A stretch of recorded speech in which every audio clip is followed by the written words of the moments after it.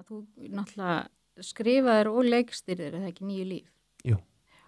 Sem er náttúrulega, vita allir, hafa örugglega allir séðan, eða ekki, flestir á land. Já, við lékum ansi margar sýningar, en fólk kom líka aftur og aftur. Já. Ég var einhvern veginn í Vesturbæjarlauginni, mikill sundmaður, reyna að fara daglega í sund. Já. Og það var maður í búningskljónu sem segir, já, heyrðu þú varst að gera hérna sýningum með Bubba? Já, ég er að fara í kvöld.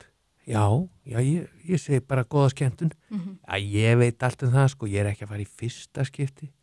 Nei, þú ert að fara aftur. Já, sko, ég er að fara í 9. skipti, maður er náttúrulega með hann með sér, svo sýnir mér þá er hann með, sko, andlitið af Bubba, tatuerað hérna á öxlina, sko.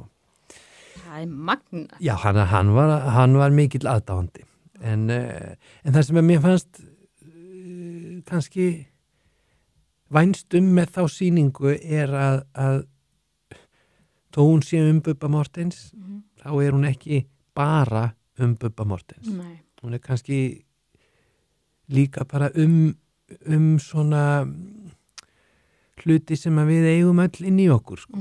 Þú veist, hún er að komast af og að mæta erfiðum aðstæðum og hún er að mæta sjálfum sér og umfaðma þær breytingar sem þarf að gera á sjálfum sér og viðhorfið til tilverunar til þess að hlutirnir, sko, til þess að sólinn fara að skína, sko. Já. Ég held að sé einmitt það. Þetta er svo, við tengjum öll einhvern veginn svo fast og mikið við það sem er að gerast í sýningunni. Já. Ég held að það sé það sem að snerti mann inn á hjartarótum, sko. Það er þessi tenging. Já, það er bara svona saga af mannesku, sko. Já. Sem er ekkert ósvipuð þér eða mér, af því að við erum í rauninni öll svo lík, sko. Já. Og svo eru þetta músíkin hans Bubba algjörlega frábær rammi utan þetta og hans lífslaup og hans frásagnir og það sem hann hefur upplifað og lent held ég að svona geri þetta svolítið skýrri dæmisögu það hvernig maður getur mætt hlutunum með kærleika og ljósi og verið svolítið vinnir, sko, í sínu eigin lífi. Ég meina, og það þarf ekkert að gefa út 800 lög eins og Bubbi til að vera vinnir. Það felst í dálítið öðrum hlutum, sko. Já. En já, þetta var algjörlega frábært verkefni og það var frábært líka að hafa Ester mína með mér í því. Hún lék hlutverk Gretu, mömmu Bubba, sem var hans sól og miðja í tilverunni. Og svo náttúrulega gekk sýningin mjög lengi.